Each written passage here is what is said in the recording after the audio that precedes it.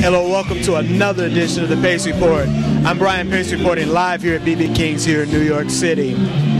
Tonight you're going to witness my special exclusive two-part interview with legendary bassist Larry Graham. Larry Graham is known for his time playing and being mentor to Prince, as well as a member, a Rock and Roll Hall of Fame member of the legendary Sly and the Family Stone, as well as his own unit, Graham Central Station. So sit back, relax, and enjoy some of the live sounds of Graham Central Station. This is one of my favorite songs to play in the studio and live. You know why? Only one note the whole song. I ain't lying, that's all I did. Just like this.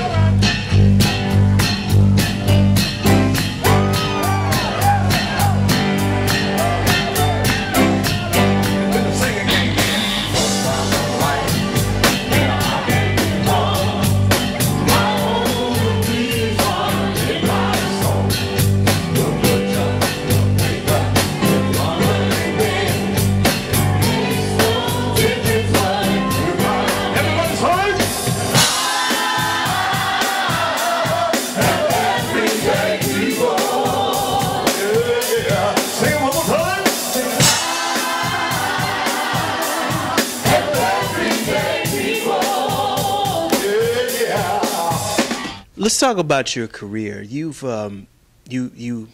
grew up in, you were born in Beaumont, but you grew up in Oakland. I understand that your mother was an exceptional band leader, and that's how you've evolved into a dynamic band leader over the years. Yeah, she was exceptional. She had a band for years, and she narrowed it down to the Dale Graham Trio, which traveled all over the world. And during that time, my grandmother was raising me in Oakland, and so she was like my other mom. And she made sure I had first tap dancing lessons, then piano lessons, and then I played clarinet and saxophone in school, and then I played drums. I played in the marching band and in the school orchestra. And when I was 11, my father gave me his guitar because he wasn't going to play anymore. So I taught myself guitar, and then that became like my first love, the guitar. And when I was 15, my mother moved from Hawaii, where she had been living for about 10 years, back to the mainland in Oakland. And that's when we started working together with my then drummer and me and my mom on piano and vocals, me on guitar and vocals, and my drummer also sang. And I went from guitar to bass, but that wasn't really the intention. We were working this one club, and the club had an organ in the club with the bass pedals that go halfway across. And so I learned how to play the bass pedals at the same time playing the keyboards and the guitar, singing. And so we kind of got used to having the bottom, and but then the organ broke down, and so now we were missing the bottom. So I rented a St. George bass temporarily, I thought, until the organ could be repaired. And as it turned out, the organ could not be repaired, so that's how I got stuck on the bass. And then my mom decided that we were going to be a duo, no drums. And that's when I started thumping the strings to make up for not having a bass drum, and plucking the strings to make up for not having the backbeat or the snare drum. And some folks thought that was a weird way of playing the bass, but because the regular correct technique is over the hand, playing with your fingers like that. But since I wasn't interested in being a bass player, I wasn't interested in playing the correct technique, so I just did what sounded right, basically playing the drums on the bass. And then Sly Sly Stone was working at a radio station, KSOL, in San Francisco, and there was this lady who was a regular at the club where we worked. You know, different clubs you work in, you get regulars that come in, and you don't get to know them personally, like this lady, and we didn't know her personally, but we found this out later, that she took it upon herself to start calling the radio station after she heard he was going to start a band, and started telling him, you got to come down and hear this bass player, you got to come down and hear this bass player. And because of her persistence, he came down and heard me playing with my mom, and liked what he heard, and told me about this band, and didn't want to leave Mom. She was like my best friend too. But I talked to her about it. She said, well, I've been all over the world. I've kind of like done my thing. Maybe this might be a shot for you, so go for it. And so I joined the band.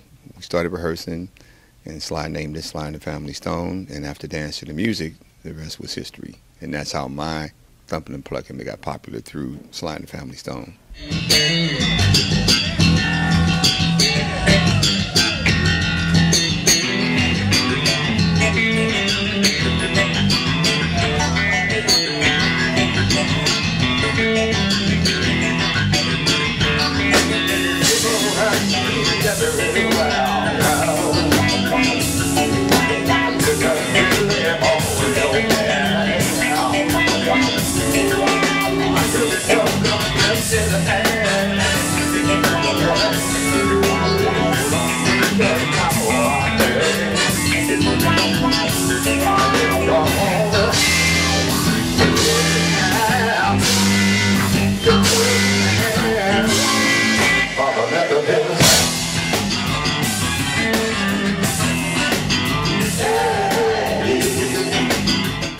It's interesting. I've done a lot of research on you. Who were the musicians that influenced you growing up as a child and a teenager as well as a young adult? I don't know that about you, because there's so many layers to you, because you're a producer, you're a bassist, you're a band leader. Who influenced you, and what kind of music moved you at the time? I was listening to guitar players. Even when I went to bass, in my mind and heart, I was thinking I'm going to go back to my first love, guitar, eventually. So Chuck Berry, of course, and one of my all-time favorites was Clarence Gape Mop Brown. And he had a record out when I was around 13 called Okie Dokie Stomp. And I used to come home from school. It was on a 78, too. You know how fast those records spin around? And I'd come home and I'd listen to it every day. And I learned it note for note. And Ike and Tina Turner was playing at the Fillmore West, in California, San Francisco. And I went, and I was invited to sit in and play this song, and the band knew the song just like the record too, because Ike played it in his show.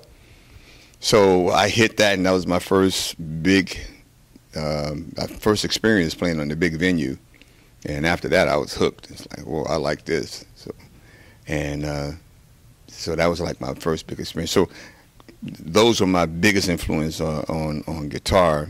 Singing, before 13, before the voice drop, which was overnight. I never went through that crackly voice thing that some boys go through.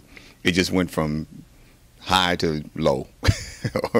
And Frankie Lyman and the Teenagers, I used to sing that Why Do Fools Fall in Love and all that high stuff, You worked with a female vocalist by the name of Betty Davis, and Betty Davis was the original Erykah Badu. She was quintessentially so ahead of her time in her time. You worked with Tower Power, the horn section, and a young group by the name of the Pointer Sisters. How did that come together? Which one? Betty Davis. Betty Davis. Greg Errico was producing her, and so he called in musicians that he liked, which I was one of them, and that's how I got that gig. What did you think about her when you went in the studio with her? I thought she was and is great, very unique, and a really, really good songwriter, and a really nice person. So she hit it off with all of the band. Everybody just loved her and she loved all of us. That'll do it again for my first part of my exclusive interview with legendary bassist Larry Graham, live here at BB King's here in New York City. As always, please visit my website, www.thebassreport.com, for my weekly column, as well as my past television and radio segments. As always, remember, if it's in the groove, it'll make you move. Until next time, peace.